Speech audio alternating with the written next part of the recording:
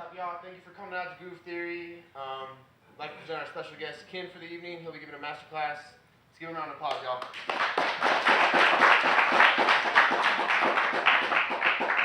First, I'd like to thank Diego for having me come out. I'm glad you all can make it. It's really dope to see everybody, and y'all played a bunch of really cool music. It was really awesome. But yeah, I'm Nick. I go by Ken. I've been producing for some time, and we're gonna go over my track today. It's something new that I made for this class. I pulled a bunch of people and asked them like what they wanted to learn and whatnot, and then made a brand new track kind of based around those answers that I received. And this track is called Hailstorm. It's not out yet. I'm just gonna play through really quickly so y'all can get the general gist of what it is, and then go into it. Yeah.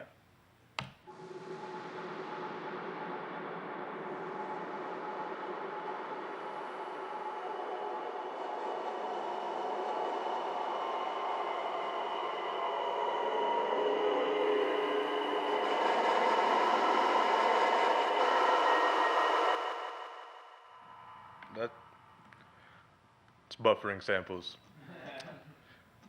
Yeah. You using a lot of CPU? Not really. When I made this song, I used an intro from a different song and bounced out the stems of it and ran it through this one, but there's like 30 stems of this one intro that it's trying to load at the same time as it's playing. You ever dumped a RAM? Pardon? You ever dumped a RAM? I'm not familiar with that. If you click on the samples themselves, you can actually load them up into your RAM so it doesn't need as much CPU up right there. I see. Let me try that.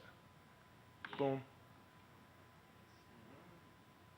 That I learned something already.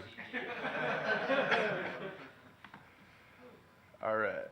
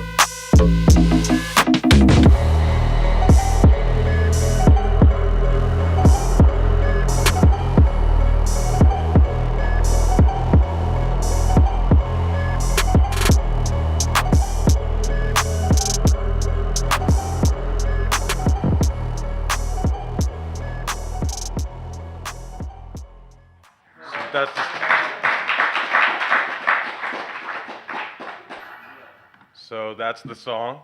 So we're gonna take it step by step and kind of show you how I made each part of the track. So we're gonna start it off with the drums. For me, the most important part of a track is really the groove. I always start with the drums typically. It's way easier to make something fit with drums than it is to fit drums over something else. So I kind of work with that in mind. I'll just solo this out here. It's a really simple drum pattern. It's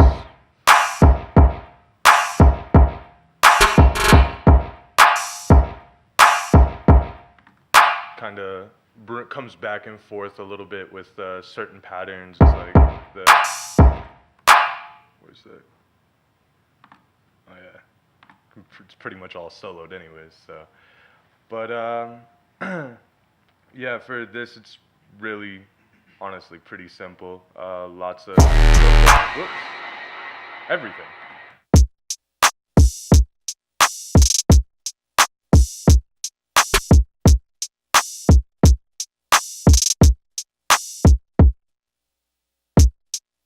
Kind of group all my kicks and snares together in a drum rack because I play everything out and then quantize it afterwards so I can really get the flow of what I'm trying to put across. I kind of mix my hi-hats separately from that. Any kind of snare fill goes in its own separate track as well. It's really honestly it for the drums. There's nothing too special about these. I do mix my 808 with my drums usually, because you can make it fit the kick a lot better. You can kind of warp it. I don't think I did too much mixing on it. Is that made out of all The 808? Yeah. No, the 808's just a regular sample. I got it from this pack. I highly recommend this pack. It's made by this guy named Artist. It's got a lot of really cool 808s in it. They're any kind of rap production or trap production, boom bap, anything. You're gonna find the drums you want in this pack. What was it? His name was Artist? Ardist. And he's got wonderful, wonderful kits. Highly recommend. Yeah, that's really it for the drums. So let's move into the basses. So we'll solo that out. I have a question about your drums. What's up? Do you play out the whole track and then cut it out into different tracks for the pieces and fills, or do you play each track? Typically, I just play the kick and snare. Sometimes I'll start with the hi-hat also in my drum rack so I can kind of get the bounce right, and then I'll bounce the hi-hats into their own separate track and then mix them from there. And you can also add delays to them. Like, if you see right here over, oh yeah, we got this thing right here. So I always put the hi-hats up a little bit on the delay meter in Ableton. If you're not familiar with it, you can just open it up with this D button right here. It basically just pushes the track forward a little bit, so it kind of comes after. It makes it, at least for me, I like the way it sounds on hi-hats in relation to your kick and snare because it makes them kind of bounce more. And I keep playing the one without the hi-hats.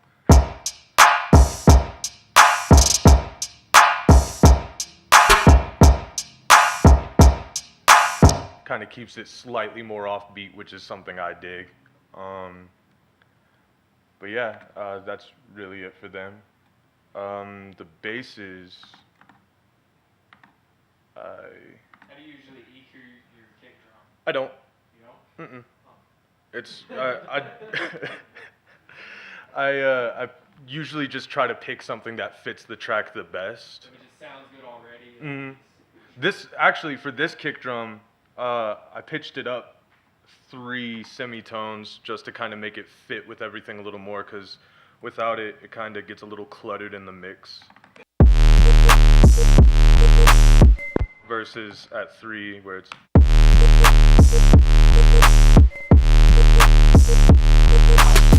kind of makes it stick out a little bit more and doesn't have so much low end that it originally had 3 semitones down.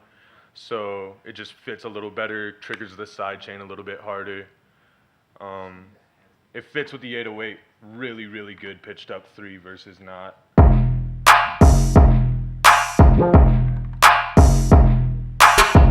versus there's kind of this like after effect thing that comes in if it's pitched down 3 versus pitched up 3, and I just didn't dig it, so just kind of keeps it a little more controlled. Yeah. So with your kick and 808 though, like how do you balance those out? It's kind of a hit or miss thing. It's really all down to sample choice for me. I really like using samples a lot versus VSTs, or not VSTs, but synthesizers, because you can really warp a sample into something else that it really wasn't meant for. It's just kind of hit or miss usually. It's all just throwing stuff at the wall until something kind of sticks. So. But going to the basses,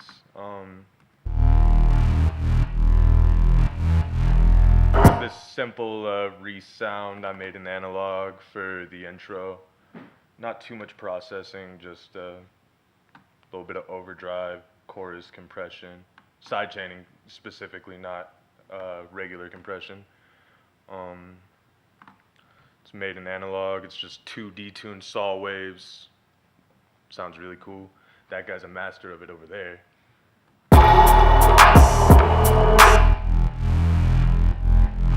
It's pitching up a little bit. Got a little pitch bend going on it.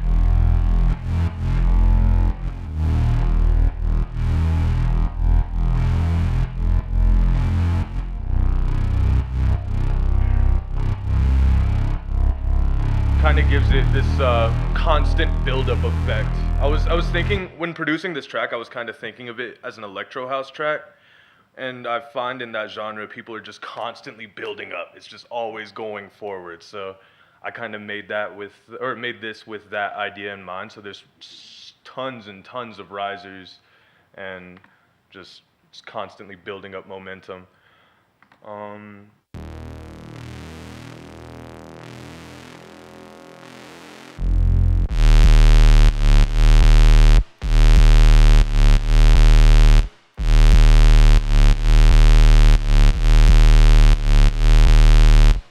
So that bass is like just a drone sound. I can actually pull up the original sample. It was this one right here.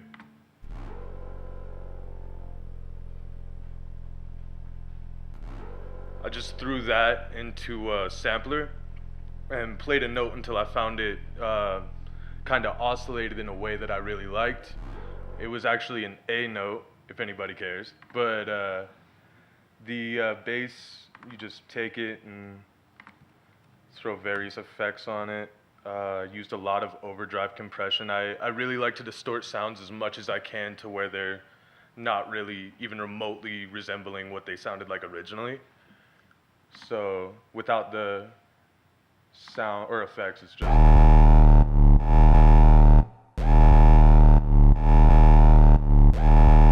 Then you throw a little bit of overdrive on it. OTT compression is very, very clutch if you're not familiar.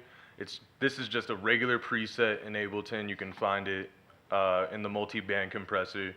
I use it a lot in most of my tracks because it's just over the top, making it as loud as possible. I dig it. But once all the effects are on there, it sounds like that.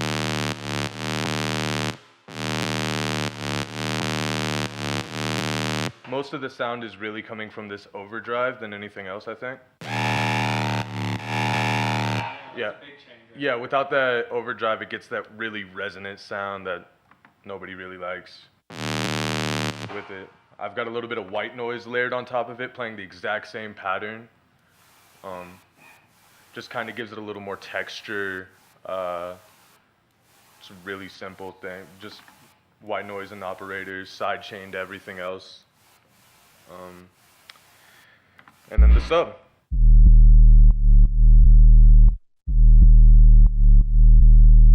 Which is the exact same thing as the original sound. I just EQ'd out all the high end from it and distorted it a little bit more so it kind of stuck out, and then got rid of the low end in the first part so it can layer a lot nicer without having anything stick out altogether.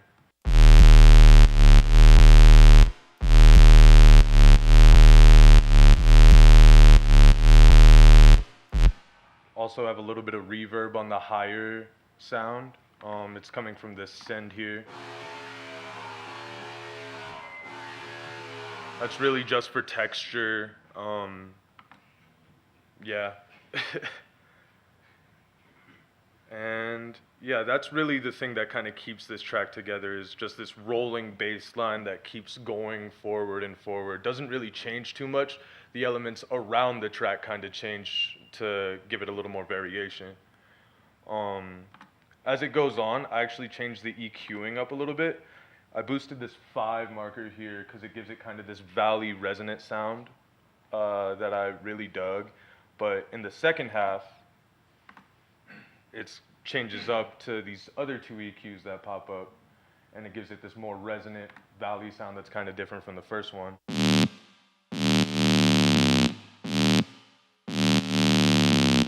Versus it's a really simple trick, just pushes different frequencies to kind of give it some sort of variation. And that's it for really the main sound. This is, I've got a lot of various filler sounds I throw in there. This one came from a sample pack from my buddy Zach Countryman. He sent me this the other day, and it's like just a bunch of modular sounds. I just take them, distort them, throw them in granulator, whatever comes to mind. And they just kind of sound very similar to the other bass line. That's kind of why I picked them, is they carry the same kind of tone and texture as the rest of the sounds that I'm using.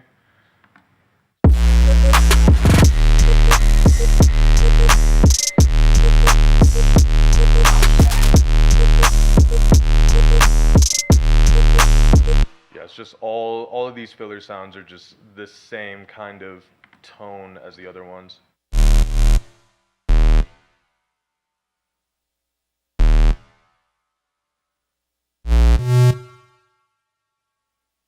Played up a little bit. It's a very sensitive mouse.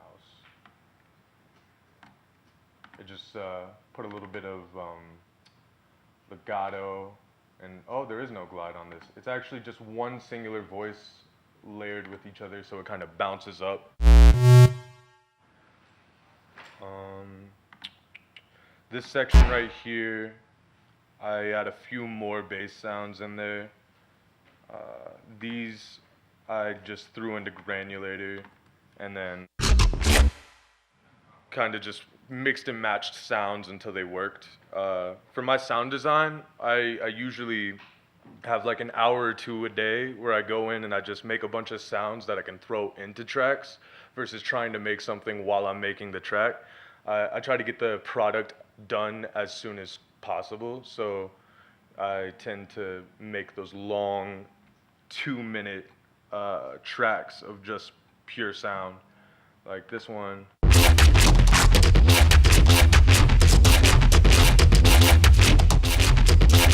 Just nonsense, but if you go further, it changes up a little.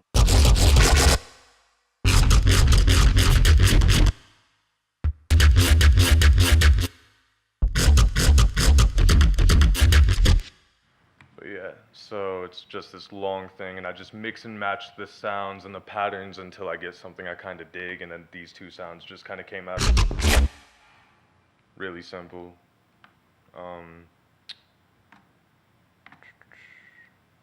I had a few more different sounds in here. Also from the Zach Countryman pack. This one is as well, I believe. Yep.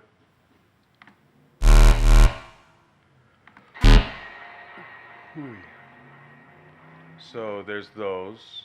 Anybody got any questions? That last sound that you made, or where you kind of make long 2-minute sections of crazy noises so that you can use them later. Mm-hmm. What were you doing when you made that noise? I just threw those in the granulator, and I'll just take it and I'll MIDI map all my knobs on my MIDI keyboard to all the various parameters on there and just play around with it till something kind of sticks. Or nothing really has to stick in those sessions. It's actually just all experimental process. Just try to figure out something and wait till you get something that sounds cool. Yeah, that's kind of it for the basses here. Let's see.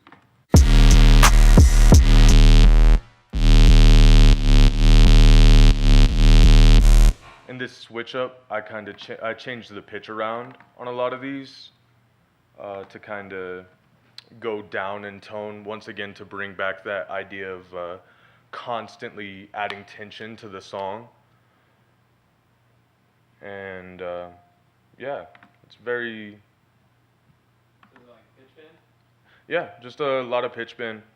This one, I kind of warp everything with tones, so it kind of keeps that same sort of texture the whole time without really weird artifacts popping up.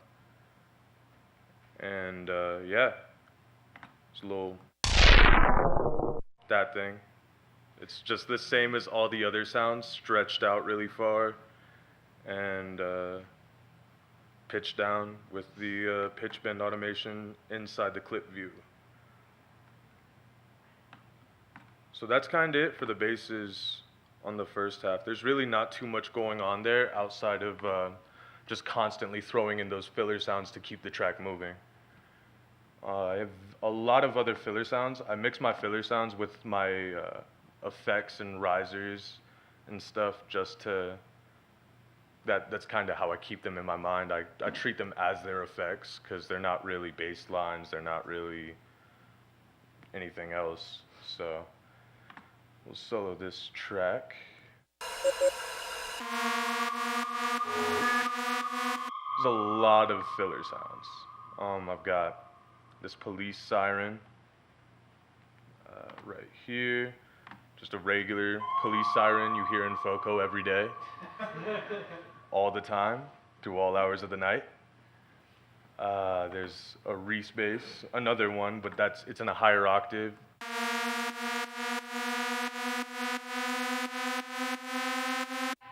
sick right there. Thank you. In context, it really adds a lot more motion to the track, especially in the transition. Or just like steadily rising. Right. That's how I think of it, just something to push it forward. In context, you can't really hear it as well with the rest of the song. This mixdown, I don't know if it's 100% finished yet, but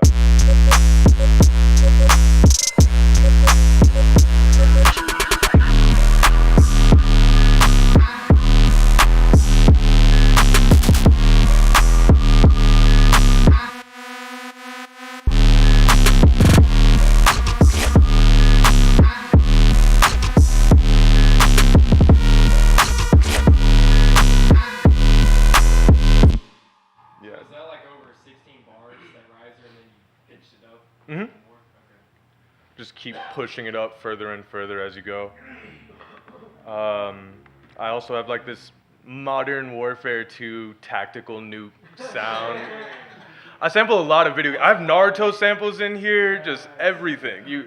Just whatever random sound I can possibly find. I'm gonna move this a little closer. Hey, bet. So. Do you ever like record any random sounds at home? Mm-hmm. And just Got a bunch of Foley sounds that I just chill with and kind of use as I go. It's really kind of a drawn out process as far as picking the sounds, because it's kind of whatever sticks, as I said. some sounds don't work. Some sounds won't work at all. Right. Like this, I'm surprised I got the tactical nuke sound working. Honestly, it was like just.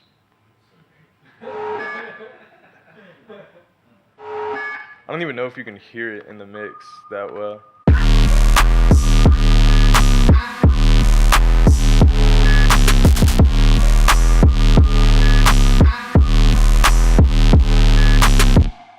But yeah, there's that sound. What are those Naruto samples? I'm really stoked on these Naruto samples, honestly.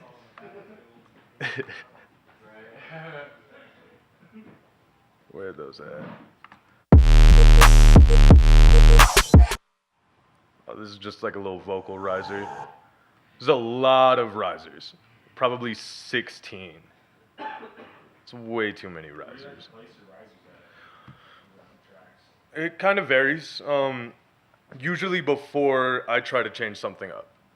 And this, You want to let people know that something. yeah, definitely. And the length kind of varies depending on how hard of a change up I'm going with. For this one, when it switches into the whole different section where the basses kind of switch up the pattern a little bit, I've got a 16 or 8 bar riser versus all the little minute changes, they get like a 4 bar riser or a 2 bar riser. Yeah, where's those Naruto sounds? I want to find them. For other chopped sounds, I have these right here. Just a little weird. Those are the Naruto sounds. These right here. It's just a shuriken being thrown and then something else. Like it's something that's, for some reason, it sounded kind of vocally, so I thought it was really cool. And it sticks out pretty well.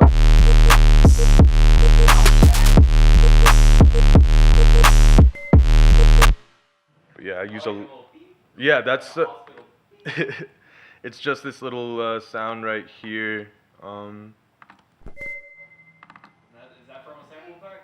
Or did you make I don't even know, to tell you the truth. Actually, yes, that's from a feedback sample pack of just random guitars and stuff that are being plugged into amps. And originally it sounds like this. And what I did was, oh wait, no, it sounds like this. And I pitched it up about 2 octaves, added some ping-pong delay. A really, really short delay will make a sound way more metallic if you have it extremely, extremely short. This is at 24 milliseconds. With the ping-pong, it gets a little bit of an echo that's not too long. You're really not trying to go for the tail, but rather the added texture. And then just a grain delay. Do you all know what grain delay is? Okay, grain delay is an effect. It's just a granulator, essentially, that, you know, I don't even know how to explain this effect. It's a weird one. It makes your sound. What does that do different than just a regular or a ping-pong delay? Does it add static to something? Well, you can have it change the pitch. You can have it change the frequency. So you can move that ball all around and switch up the sound? Yeah, it's just a crazy XY delay that lets you change all these parameters right here. Nah, a bit crusher is just a distortion unit, I think. It's not really a saturator. It's a delay. It's a delay at the end of the day, but it's just it's got all kinds of different effects in it that are really weird and add different tones to your sound. Like that's a feedback adding to it. Oh, that one sounds kind of cool. I like that. But yeah, you can just have it change all sorts of different aspects of the sound. It affects mostly the grains though, the grains of a sound. So that's that sound. This is just a regular little laser that plays a triplet. No effects, no processing, just a laser. Just throw it in there. It's something to just give it some more random sounds that sound kind of cool with it. Yeah, keep it going, something to listen to. It's that ear candy, you know? Yeah.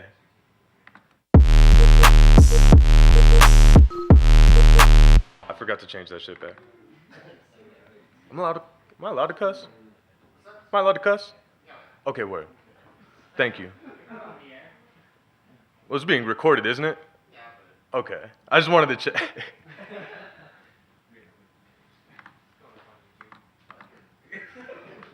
This is Sway in the morning, actually. And so, yeah, there's that really just bunch of various sounds that kind of keep the track rolling. As I said, it's like random one-shots. I put pretty much that short ping-pong delay on every sound here because I really like that metallic tone that it gives. Adds a lot of texture to the track. Just random vocal samples. It's really not that complex. Like it's just weird little sounds, just trying to throw as many sounds as you can into something until it sounds right, or you just take the sounds out. Do you think in your head a kind of sound that you're looking for before you start off for samples, or do you opt for samples and figure out what sounds good? I definitely have a general idea of what I'm going for before I try to actually throw something in there. As I said, when I start my drums, I kind of have an idea for the track that I want to make, at least the rock of it, like the how I want it to flow and whatnot. So when it comes to filler sounds, I'll just start writing the patterns for those filler sounds, and then I'll start throwing the sounds in there to make sure if they work or not. Do you always start with drums? Typically. So it can be very random or sporadic at times. Like I might just be in Chipotle and just hear a sample and be like, oh, what's that? Take that, and then take that home for later and then start with the sample and try to build something around that. But if I'm not going into it with a clear-cut idea, I'm gonna start with my drums. So for this intro, actually there's a whole lot going on, that's a lie. But I originally wrote this track called Hailstorm, which I am changing this song to. It's titled Boomerang, but ignore that. So I noticed you did like version 4.2. Mhm. Is there 4 versions and then something else? Or Yep, it's like a bunch of, just as I start to make the track, if I change something that is pretty crazy and I don't know if I'm gonna keep it 100%, I'll make a new version for it. So I can go back to that if I like, oh, I didn't like that change 5 days down the road. Well, I can go back to that. And Ableton has a function where you can just drag a track from one project file into the other project file. So I can just pull directly from that where I had it originally, throw it into this one, and call it a day. For the intro, I pulled these stems from that other track, which was kind of a jungly track. I was going for something more of that vibe. I actually have the original drums here somewhere. Maybe. Probably not.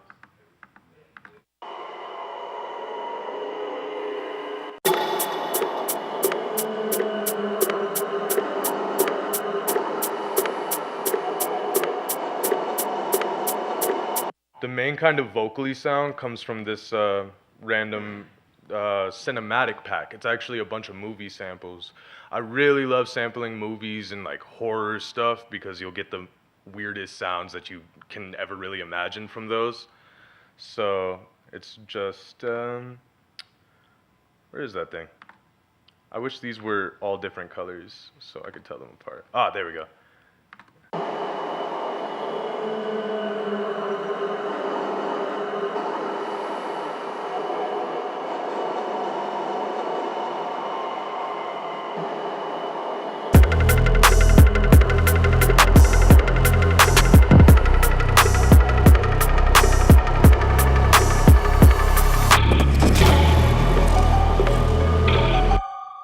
This little kind of build-up rim shot, I guess. I'm not really sure what kind of sound it was, but in this,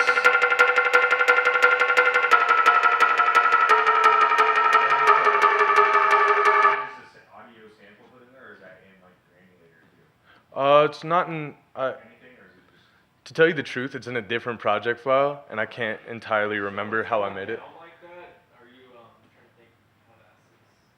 Are you like pitching it down with automation? I actually had it in a sampler, and I just made it play the note, one note down each time, and kind of went with it that way. It's actually got a reverb automation on it. I don't know if you can hear it too well, but the reverb kind of carries over the rest of the sound. It doesn't start on there. It's very, very dry when the sound first comes in, and then it progressively gets a lot more wet from the reverb. Yeah, I had lots of impacts and risers in this one too.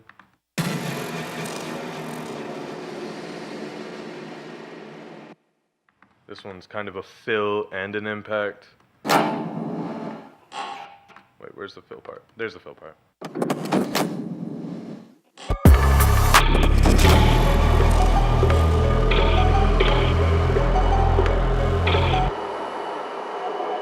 There's that vocal-y thing again. There's just all kinds of different little nuanced effects that kind of keep it interesting. This one I think only plays a couple times, once every 4 bars.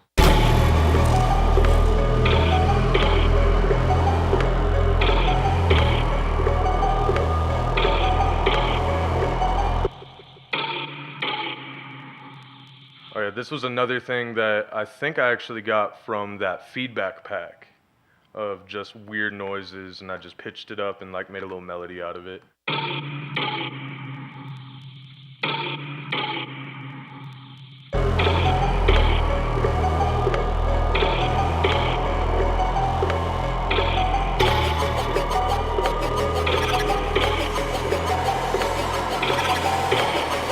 Oh, this one's cool. This sound was actually a metronome.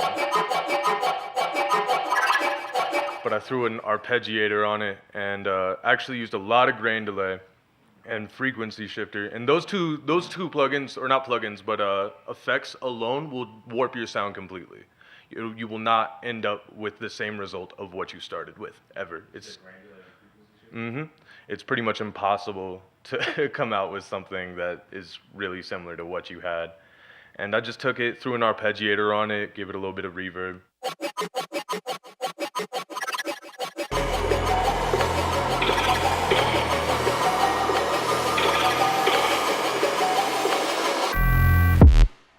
And this is a little plugin called Urban Flame, the little melody that's behind it. This plugin is just a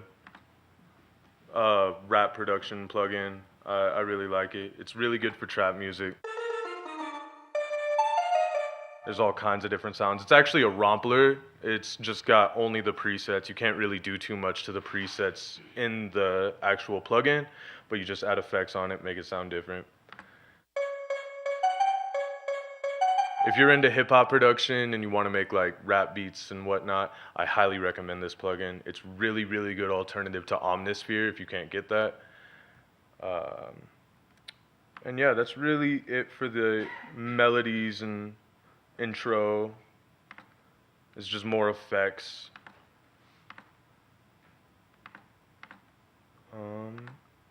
Anybody got any questions?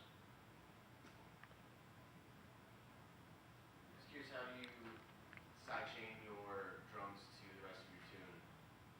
just do your kick and snare, or you just I usually only do my kick. Only your kick? I feel like if I sidechain to my snare, it doesn't usually end up really well for me. I don't really get good results out of that. I know you definitely can, but for me, it's usually just my kick. I sidechain all my basses, all the noise, like white noise that's not a effect or something that's used to transition. I sidechain all of that. I can actually show you over here. For the bass line, all my basses I have together, and they all have one big sidechain at the end of the group. But each one typically has their own individual sidechain too, because I don't group before I get to the mixing part. Once I get to the mixing, I'll group everything together that kind of fits together, and then throw a master sidechain, I guess. I don't know really what to call it, but yeah, I'll start throwing sidechains on those, and then I'll kind of compensate with the master one to try and figure out the right sound with it. So you do one that's on the end of the whatever bass track you're doing, and then so you mix between the master one. Yeah, because all of them at some point have their own individual sidechain, and the master one, or I guess the group one, we'll call it the group one, yeah. That one it's a lot more intense than all the others, so I have to compensate and like move those sidechains because I don't necessarily want to get rid of them because I'm pushing them all forward. Actually, you can see it right here. Every single bass line is pushed forward a little bit just to kind of give it a little bit more rock to the track. I've always really liked the way pushing something forward interacts with your drums. So, yeah. Pushing them, or I guess behind. It's pushing it so it comes in later on in the track. Like it's not extreme. It's like 31 milliseconds or something like that. Yeah.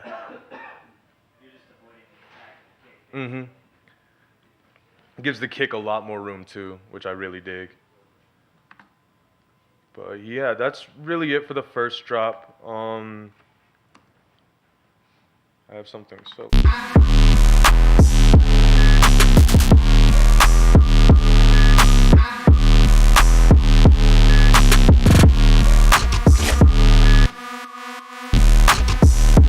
Yeah, it's just really adding all those effects in there. Yep. What kind of ratios do you use for your compression? It's all done by ear. I can't really say. I just play around with it till it kind of fits in a way I like. In this one, it's just the init compressor patch. It's just 2-to-1. And then the gain is at the init. The threshold I brought down to -40. There was no like dead set reason as to why. It was just I pulled it down till something kind of sounded good.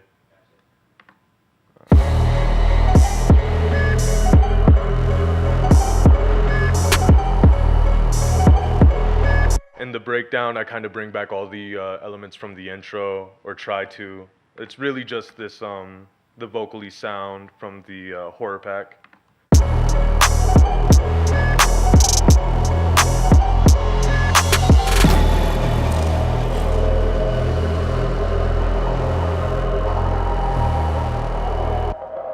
Got this little pluck sound. This sound right here, I actually made in a synth called Cyclop. If you're not familiar, I totally recommend you get to know. Thank you. I'm so glad you know about that, bro. Yeah, it's a synthesizer. It's a very old one. When I moved back to New York a couple months ago, I found it on my old computer, and I was like, wow, this doesn't really get much use at all. And yeah, it's got Galaga in it.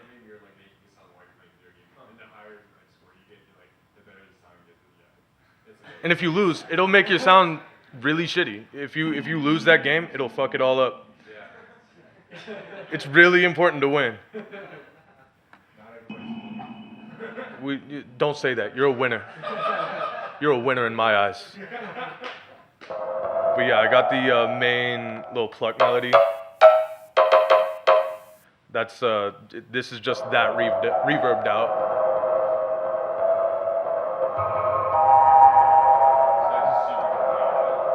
It just gives it a lot of texture and just builds up a lot better. Especially since this sound does not happen once in the track before this moment. And that's, yeah, it's like, how do you do? And yeah, it's just a little build up. It's pretty much all the same effects and risers that I used in the first build up.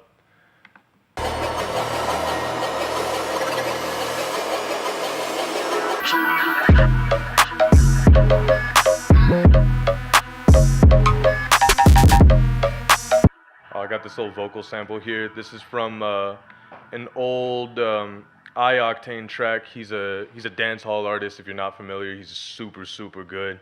I wanted to originally this was gonna be a flip of this song because it's just so crazy. Turn the ping-pong delay off.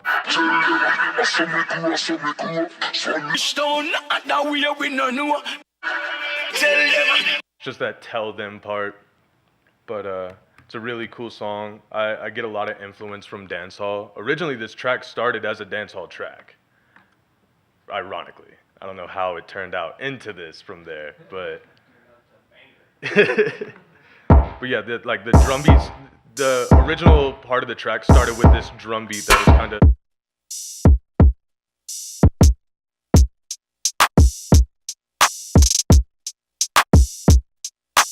Just kind of throwing that clap off as much as you can and bring it back towards the end. I really like the flow of that for some reason. It's just super bouncy. But so going into this second drop, I made this sound in Cyclop.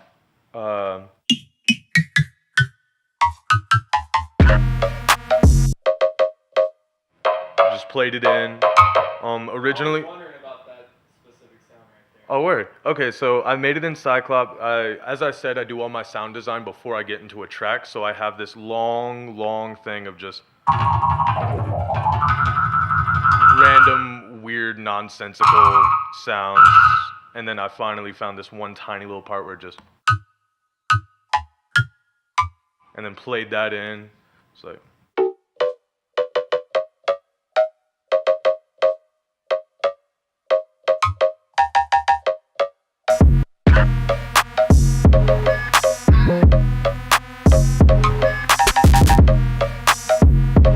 I got this white noise playing in the background because this noise has 0 high end. It's very mid-oriented.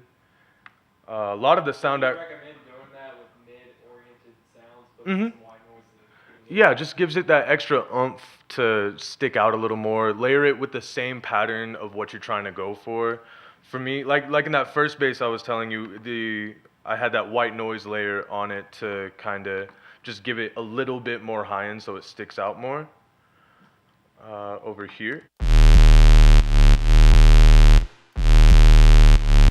it's still just got that regular operator white noise on that. Just Particular level you're looking at for the white noise? quiet.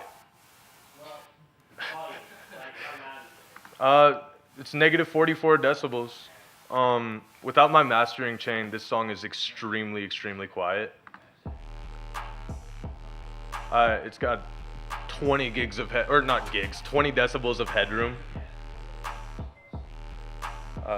So I boost it really loud. I boost it very loud in the chain to kind of compensate for that. Is there any reason why you like to mix down to such a quiet level? Yes, because I make the whole song with my mastering chain already on it. I just throw a glue compressor. It's a stock compressor in Ableton. I boost the attack up a lot so it kind of keeps the transience of everything, and then bring the release down to still, I guess it keeps the transience. I'm not really sure why I bring the release down. Someone told me to do it, and I started doing it, and it sounds very good. And I boosted it with this utility going into the compressor, because even without this utility, it's still mixed so quiet. This utility just brings it up a lot. It's 14 decibels raised. Takes you from about -20 to about -6 instead.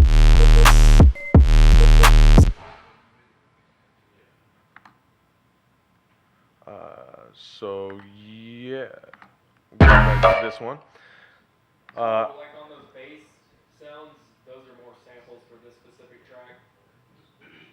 Pardon? The bass sounds that you showed earlier, Mhm. are they like more sample, or did you create that in Massive or Serum? Oh no, those are samples. How often do you create your own synths and stuff like that? Pretty often. Like I said, this one I made. That was in Cyclops? Yes, that was in Cyclop. It kind of varies. I try to get to my product that I want to have as quickly as possible. So having all these samples of just sounds that kind of fit into what I'm going for makes that process so much easier for me. I don't like to work in a lot of synthesizers because they do use CPU, and samples don't use quite as much, at least not on my computer. So I just prefer it. It's also a lot easier of a process working with them. I like the way audio you're able to tweak audio versus tweaking a synthesizer. But yeah, it's kind of 50-50 as far as what gets synthesized and what gets just sampled. What sounds best or what you Yeah, whatever is gonna work best with the song is usually the way I base it off of. But yeah, this plug, it was really simple. I wish I could pull up the patch. I can pull up the original sound. I kind of keep all my granulator sessions in one singular folder. It was this one. This is the original sound.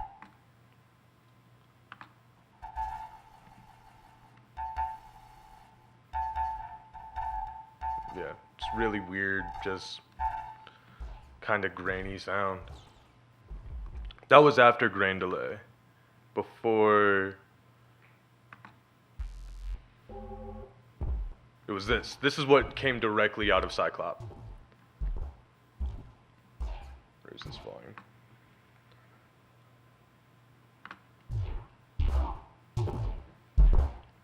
weird kind of sounds that you could actually use a lot of these in something.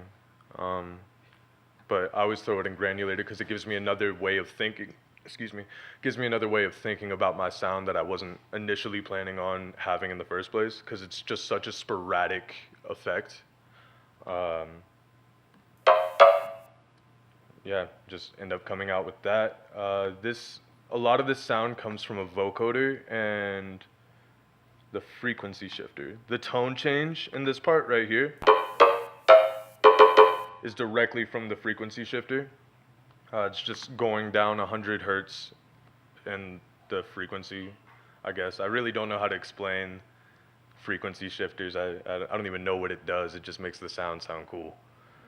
But the vocoder gives it kind of this more relaxed tone, or not as frequency heavy. That's without the vocoder versus. It's really simple, just move the depth up a little bit so it kind of brings out the transient and pulls things back, bring down the formant so it kind of goes to a lower tone, and that's really it for the vocoder. Also have it on enhance in this particular case because it'll keep a lot more of the original sound versus not having as much of the original sound.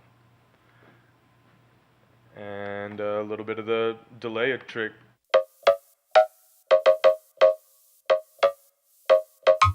That's really it for that sound.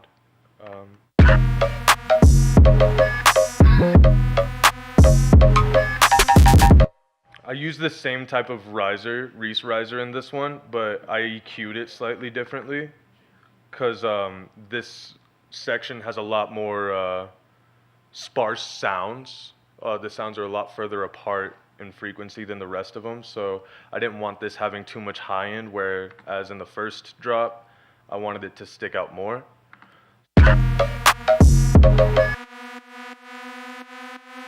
But it's the same exact sound, same exact patch for the most part.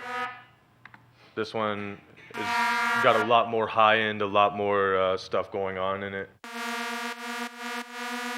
But I wanted to keep that recurring theme of just constantly rising up.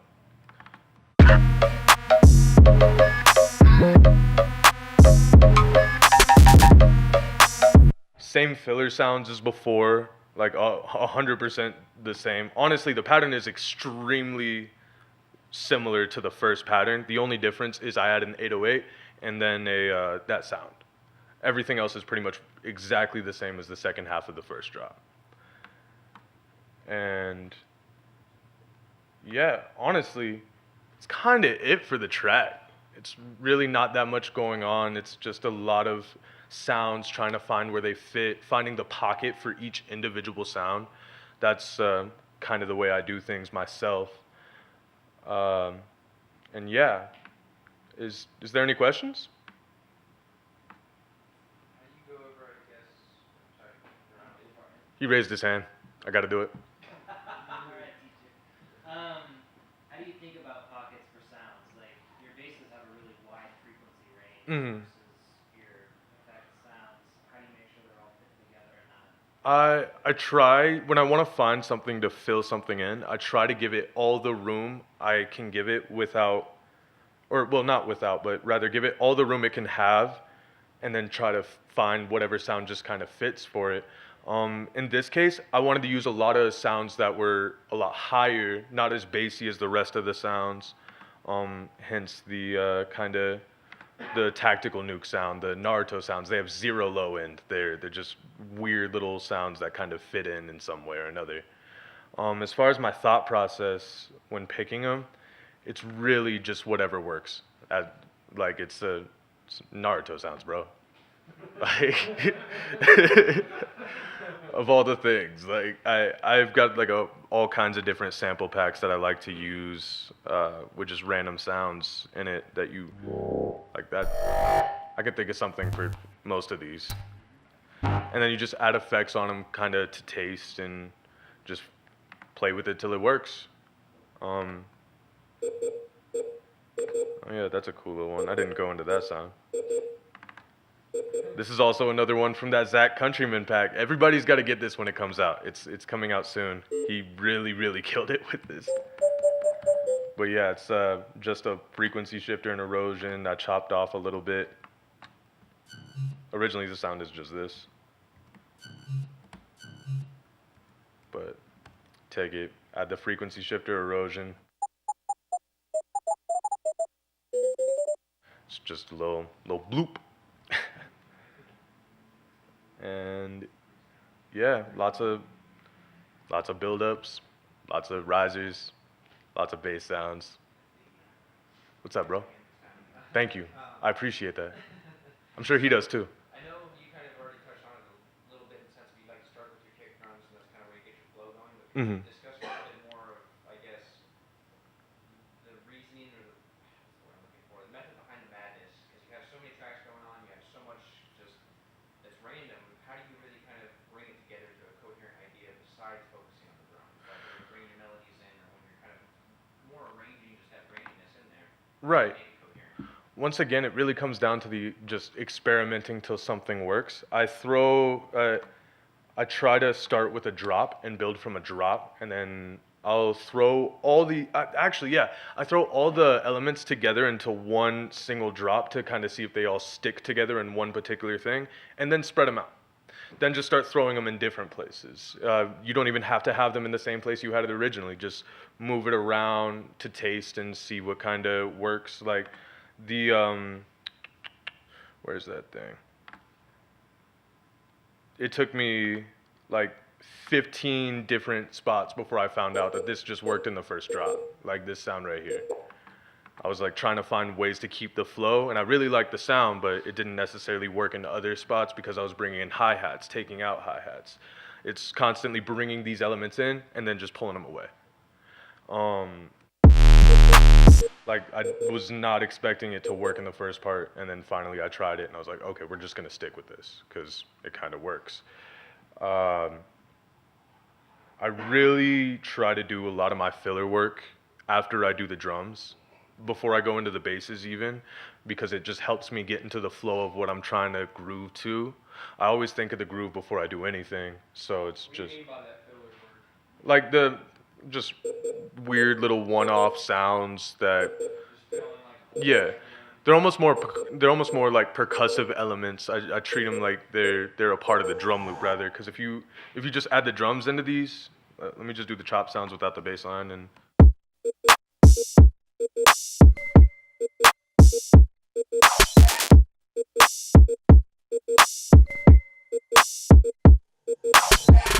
It's just all stuff to reinforce the rock with the drums and reinforce the kind of fill-in areas, or not fill-in areas, reinforce these empty pockets with the bass line, because there'll be times where I pull it out completely.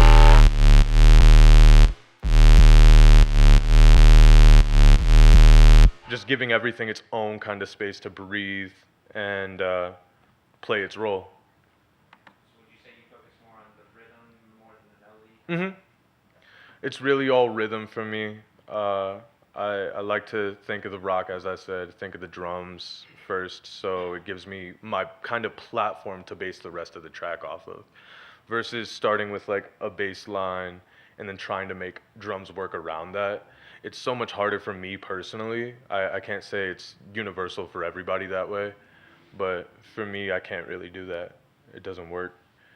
So it's just trying to find every little sound's niche per se. Yeah. Any other questions? That wraps it, right? Any other questions? I'm totally down to answer some more. You in the back. Oh, go ahead.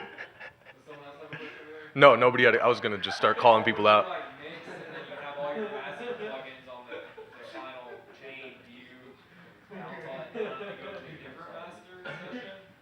Wait, say that one more time? Sorry. Like when you're making your song and you have all your master plugins on the final chain, do you bounce the final song and then master that again? Sometimes it depends on what the track is for, how invested I am mentally into it, because I'll just throw stuff together and just call it a day.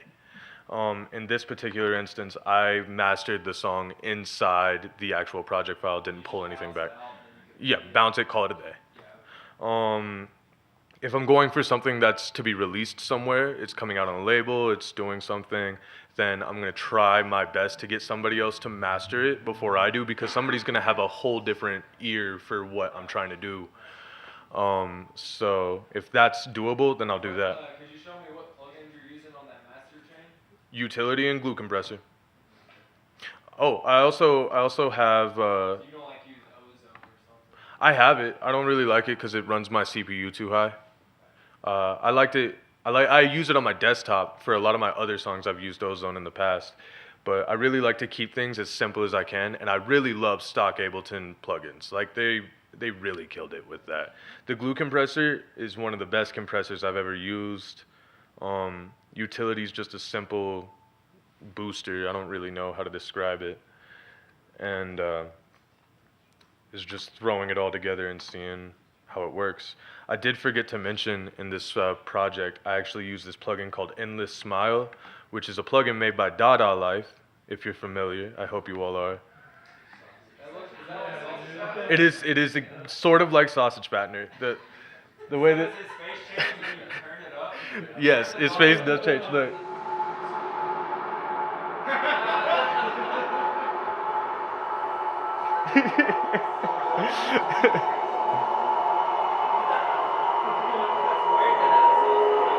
It's so much better. Endless Smile, it essentially is just all the kind of build-up effects you'd ever want into one knob. It's a delay, it's a reverb, it's a something else that I don't know. It's just all kinds of things. It's got a bunch of different settings to do it. Like this one's called Smack in the Face. I don't even know what that's for. Broken Teeth. That sounds gnarly as fuck. But but yeah, I used this thing a couple of times in the track. Shout out Dada Life. They really killed it. What's up? Is that free or? It is not free. Okay, how much does it cost? I think it's $60.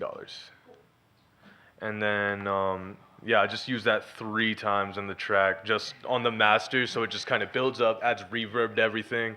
Pull it down as quickly as you can, otherwise the reverb's gonna stick, and you don't necessarily want that. Maybe it really depends on what you're going for. I've got this one little part where I use Effectrix, which is just a glitch plugin. Anybody not familiar with Effectrix? I've seen that before. Okay.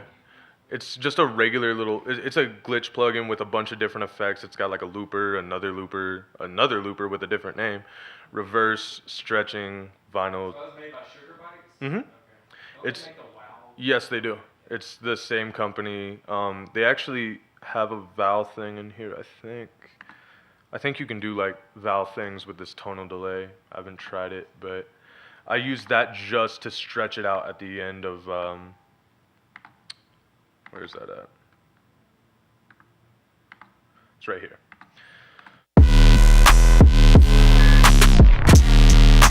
Just a really simple stretch. It's really not even doing too much. I tried to make it a little harder, but I couldn't get it to stretch as hard as I liked, and I gave up on it eventually. But just makes it go down a little bit, stretches it out. Really simple, just something to add a little bit more flavor to the drop, give it a little more variation. And yeah, that's kind of it. You in the back. Yeah, you. You're in attention. You got a question? You look like you got a question.